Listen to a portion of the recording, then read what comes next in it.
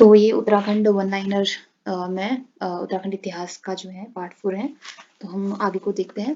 रुद्रचंद के बारे में पढ़ते हैं। अब तो कल्याण चंद के पश्चात रुद्रचंद जो है गद्दी पर बैठा। ठीक है, इसका काल जो है 1565 से 1597 ईस्वी तक था। तो रुद्रचंद अकबर के समकालीन था और 1587 में अकबर की अधीनता स्वीकार की। ठीक है, रुद्रचंद ने तराई पर आक्रमण किया। उसके समय में तराई पर हुसैन खान ने कब्जा किया। रुद्रचंद ने रुद्रपुर नगर की स्थापना की और रुद्रचंद ने अकबर को तिब्बती या कस्तूरी हिरणों की खालें जो है भेंट की। अकबर ने रुद्रचंद्र को 84 माल परगना का फरमान दे दिया और उसने तब से जमींदार कहना प्रारंभ कर दिया। उसे तब से अल्मोड़ा का मल्ला महल किला रुद्रचंद ने बनाया। ये इंपॉर्टेंट क्वेश्चन आता भी है। रुद्रचंद ने गढ़वाल के सरोला ब्राह्मणों की भांति कुमाऊं में चौथानी ब्राह्मणों की मंडली बनाया। चौथानी ब्राह्मणों के नीचे पचबिड़िये तथा तिथानी व उनके नीचे हलिये या पितलिये ब्राह्मणों के वर्ग बनाए। औली ब्राह्मणों के वर्ग का काम ओले पड़ने पर सतर्क करना था। ठीक है, और घरों का कार्य करने के लिए छोड़े छोड़ियां रखवाए थे। और सीसा से रुद्रचंद को भूमि संबंधी दस्तावेज प्राप्त हुई। सीरा के जो विजय के बाद अस्कोर, दारमा और जोहार रुद्रचंद के अधीन हो गए। अकबरनामा के अनुसार रुद्रचंद की 1588 ईस्वी में अकबर से त्योहार में भेंट हुई। चंदों के समय भूमि के मालिक को थातवान कहते थे। जहांगीर ने अपनी आत्मकथा तुजुक ए जहांगीर में रुद्रचंद व अकबर की भेंट का वर्णन किया। ठीक है, रुद्रचंद के बीरबल से भी मधुर संबंध थे और रुद्रचंद का सेनापति पुरुषोत्तम पंत था। ठीक है, रुद्रचंद के समय डोरी पर रहकर हरिमल का अधिकार था। रुद्रचंद ने शौर पर कई बार आक्रमण कर अपने अधीन किया और रुद्रचंद ने गढ़वाल के बधानगढ़ पर आक्रमण किया। ठीक है, और बधानगढ़ के युद्ध में पुरुषोत्तम पंत सेनापति मारा गया। रुद्रचंद के समय 2 संस्कृत ग्रंथों की रचना हुई, भयन शास्त्र व त्रिवेणिक धर्म निर्णय। रुद्रचंद के राज्य में युवा को संस्कृत के अध्ययन के लिए कश्मीर व काशी भेजा गया। ठीक है और देखो फिर उसके बाद पढ़ते हैं हम लक्ष्मीचंद। इनका भी इंपॉर्टेंट रहा है योगदान। तो रुद्रचंद के बाद 1597 में उनका छोटा पुत्र लक्ष्मीचंद गद्दी पर बैठा। मानवोदय काव्य में लक्ष्मीचंद का नाम लक्ष्मण मिलता है। ठीक है, लक्ष्मीचंद का बड़ा भाई शक्ति गुसाई जो जन्मांत था, इसे कुमाऊं का धृतराष्ट्र कहा जाता है। लक्ष्मीचंद ने न्यौवाली व विष्टावली नामक कचहरियां बनवाई। ठीक है, विष्टावली कचहरी सैनिक मामलों के न्याय के लिए थी। लक्ष्मीचंद ने बड़े बड़े बाग बगीचे बनवाए और न्यौवाली कचहरी समस्त जनता के लिए थी। ठीक, लक्ष्मीचंद्र लखुली विराली नाम उपनाम से जाना जाता है। लक्ष्मीचंद ने गढ़वाल पर 7 बार असफल आक्रमण किया। 8वें बार आक्रमण कर लक्ष्मीचंद ने आंशिक विजय प्राप्त की। गढ़वाल राज्य के प्रतीक उत्सव पर खतड़ुआ त्योहार मनाया जाता है। इंपॉर्टेंट है देखो। और खतड़ुआ गढ़वाल के सेनापति ताकतवर सेनापति था। लक्ष्मीचंद के सेनापति का नाम गैड़ा सिंह था। और लक्ष्मीचंद के बाद दिलीप चंद जो है शासक बना, जिसकी मृत्यु क्षय रोग से हो गई। तो इंपॉर्टेंट है किसकी मृत्यु क्षय रोग से हुई, तो दिलीप चंद की हुई थी। इसके बाद विजयचंद राजा बना, लेकिन वह विलासी राजा था। विजयचंद के बाद राज सत्ता सुखराम कार्की व पीरू गुसाई के हाथ में आ गई। ठीक है, विजयचंद की हत्या सुखराम ने की। फिर मेहरा और फतियालों के बीच संघर्ष शुरू हुआ और मेहरा दल को जीत मिली और त्रिमल चंद जो है शासक बना। ठीक है, अब बात आती है राज्य कर्मचारियों की 3 श्रेणियों में बनाई। राज्य में जो कर्मचारी थे उनको 3 श्रेणियों में बांटा गया। सरदार थे, परगने का शासक होता था, फौजदार सेना का अधिकारी होता है और नेगी राज्य के छोटे कर्मचारी होते थे।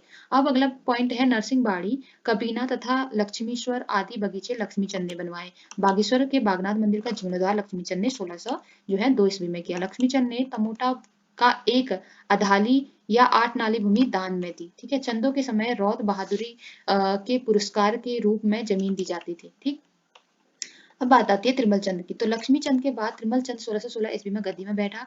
5 वर्ष तक इसने युवराज के रूप में कार्य किया। इसका सेनापति गड़ियुडा था। ठीक है, 1625 ईस्वी में विजयचंद की मृत्यु के बाद त्रिमल चंद्र का 1625 में राज्यरोहण हुआ और एवं 1638 में इसकी मृत्यु हुई। विजयचंद का विवाह अनूप शहर के बड़गुजर की पुत्री से हुआ और सामाजिक संबंधों के कारण त्रिमल चंद्र ने सुखराम कार्की के द्वारा विजय चंद्र को मरवा दिया। अब बात करते हैं बाज बहादुर चंद्र की। तो बाज बहादुर चंद्र वंश का 50वां राजा एवं तिरमल का उत्तराधिकारी था। ठीक है, और बाज बहादुर चंद्र मूल्यवान वस्तु लेकर मुगल बादशाह शाहजहां के दरबार पहुंचा।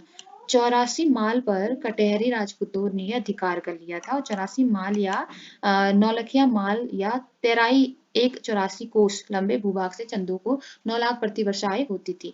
मुगल बादशाह ने गढ़वाल आक्रमण के लिए खल्ली लुल्ला खां के नेतृत्व में क्या भेजी थी, सेना भेजी थी। बाज बहादुर चंद ने इस अभियान में मुगल सेना की क्या की मदद की।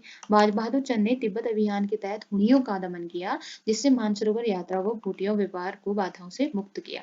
बाज बहादुर चंद ने पवार राज्य पर विजय प्राप्त के प्रतीक के रूप में नंदा देवी की मूर्ति लाई, जिसे अल्मोड़ा किले में क्या किया, स्थापित किया। तो ये इंपॉर्टेंट है, किसने किया था, बाज बहादुर चंद ने। ठीक है, बाज बहादुर चंद के अंतिम वर्षों में कहावत है कि बरस भयो 80 बुद्धि गई नष्टी। इससे बाज बहादुर ने जमींदारी की उपाधि शाहजहां ने दी। इसके बाजपुर नगर की स्थापना भी इसी के नाम पे है। ठीक है, बाज बहादुर ने कत्यूरी राजकुंवरों को गढ़मनीला गढ़ पर आक्रमण किया और कत्यूरी कुंवरों ने गढ़वाल की पूर्वी भाग पर लूटपाट मचाई। इनको भगाने के लिए तिरु रौतेले ने क्या किया, हथियार उठाए। तिरु रौतेले इनके समकालीन थी। ठीक, तीलू रौतेली के पिता भूप सिंह गौरला थे। बाज बहादुर ने कैलाश मानसरोवर के तीर्थ यात्रियों के लिए 1673 में गूढ़ भूमि दान की और इसने भोटिया व शौकाओं द्वारा तिब्बत में दी जाने वाली दस्तूर पर रोक लगा दी। बाज बहादुर चंद ने 1669 ईस्वी में सौर की यात्रा की। उस समय सौर को खड़ायत का परगना कहा जाता था। सौर में उग्र गांव को भारती चंद ने सदानंद जोशी को दे रखा था। बहादुर चंद ने रतन जोशी को उर्ग गांव के बदले तल्ला रेयासी में जमीन दी। ताम्रपत्र में सदानंद जोशी को लटोला राठ कहा गया। इसके समय डोडी के राजा देवपाल था। ठीक है, बाज बहादुर ने भोटियों व हुणियों से सिरती नामक कर लिया। इसके दरबार को मुगल दरबार के अनुरूप बनाने का प्रयास किया। पिथौरागढ़ के थल में एक हथिया देवाल बाज बहादुर चंद ने बनाया। हथिया देवाल की बनावट एलोरा के कैलाश मंदिर के समान है। अब बात करते हैं उदय चंद की। तो 1678 ईस्वी में गद्दी पर बैठा तथा एक तपस्वी शासक था। ठीक है, गढ़वाल का शासक इसके समय फतेह शाह था। भारती चंद के बाद दूसरा चंद्र राजा जिसने डोडी पर आक्रमण किया और उदय चंद ने 1683 में नेपाल की ग्रीष्मकालीन राजधानी अजमेरगढ़ का पर अधिकार किया। ठीक, उदय चंद को धाई माता की बीमारी थी। उदय चंद का राजवैद्य वरदेव था। इसके समय डोडी के राजा देवपाल ने चंपावत पर अधिकार कर लिया था। डोडी के राजा की शीतकालीन राजधानी जुराइल दिपाइल कोठी थी। सेंटी नदी के किनारे स्थित है। उदय चंद का सेनापति हीरू देवबा था। 1688 ईस्वी में उदय चंद ने खैरागढ़ के किले पर अधिकार कर लिया। उदय चंद का दूसरा सेनापति शिरोमणि जोशी था। उदय चंद ने युद्ध न करने का वचन लिया और शांति की तलाश में चल पड़ा। खैरागढ़ की संधि देवपाल के साथ हुई। उदय चंद ने तल्ला महल व रंग महल का निर्माण कराया। इसने त्रिपुरी सुंदरी का मंदिर भी बनवाया अल्मोड़े में। इसके समय रुद्रपुर में के क्षेत्र को तराई बाबर कहा जाता था, जिसे 84 मल भी कहा जाता है। चंपावत में बालेश्वर मंदिर की नींव रखी। इस मंदिर का पूर्ण निर्माण विक्रम चंद ने करवाया। उदय चंद्र ने 1678 ईस्वी में पवार राज्य के बधानगढ़ पर कब्जा किया। इस युद्ध में उसका सेनापति मैसूसा मारा गया। उदय चंद ने अपने राज्य में अनेक स्थायी सैनिक छावनियां बनवाई। उदय चंद के समय मराठा राज्य का राजकवि मतीराम चंद दरबार में आया था। उदय चंद ने कोटा बावर में आम के बगीचे लगवाए थे।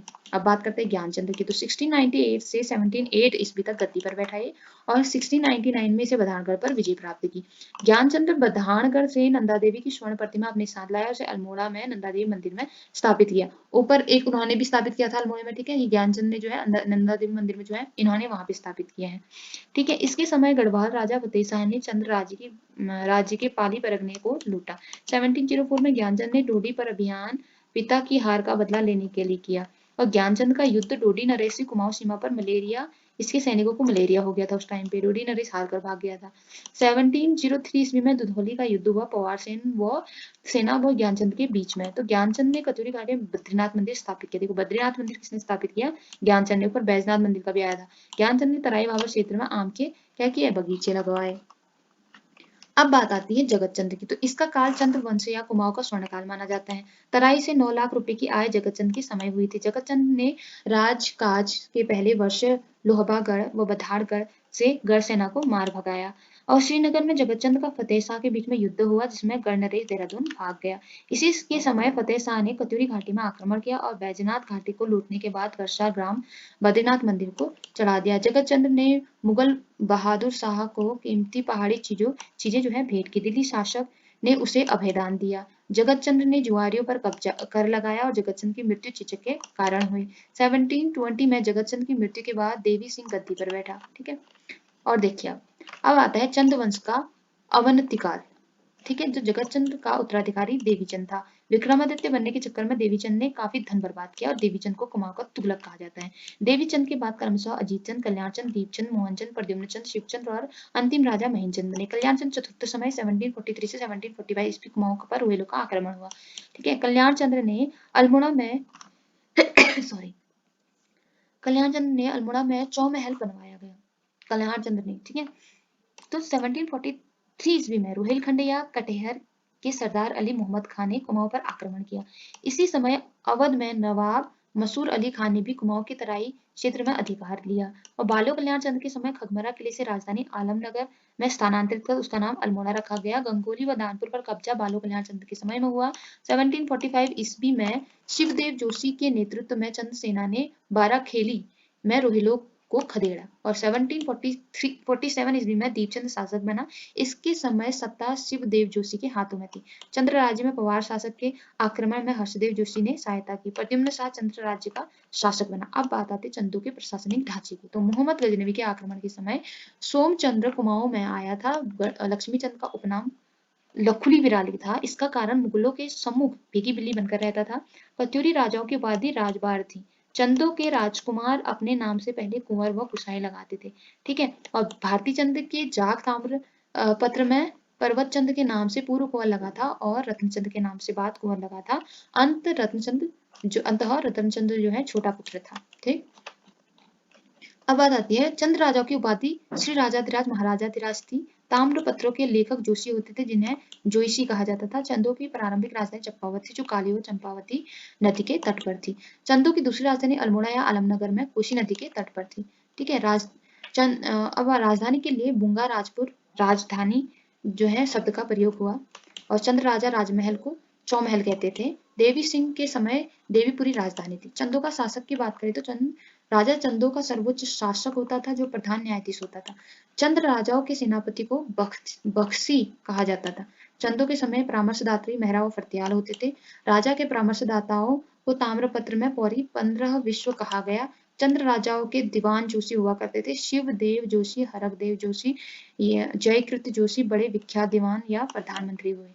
कल्याण चंद्र के समय बलीराम चौधरी लेखक थे। चंद्र शासकों का राज्य 2 मंडलों में विभक्त था। बालो कल्याण चंद्र ने पृथ्वीचंद्र राजपाल में को मणकोटी का सामंत बनाया। भारती चंद्र ने शोर में विजयवम को अपना सामंत बनाया। रत्रचंद ने शीरा को जीतकर बसेड़ा राजपूत को वहां का सामंत बनाया। सामंतों को राजबार की उपाधि तथा राज्यों को वार्षिक कर देते थे और सामंतों को ठकुर भी कहा जाता था। ठीक है। मंडलों के नीचे देश होते थे और तलादेश मल्लादेश आदि का उल्लेख मिलता है। शासन की सबसे छोटी इकाई परगना व करखे होती थी। परगने 2 प्रकार के होते थे जिसमें एक नागरिक अधिकारी के अधीन व दूसरा सैनिक कमांडर के अधीन होता था। इसके अगले 5वें पार्ट को हम अगले वीडियो में दिखाएंगे। ओके, समझ में आया होगा। Thank you for watching.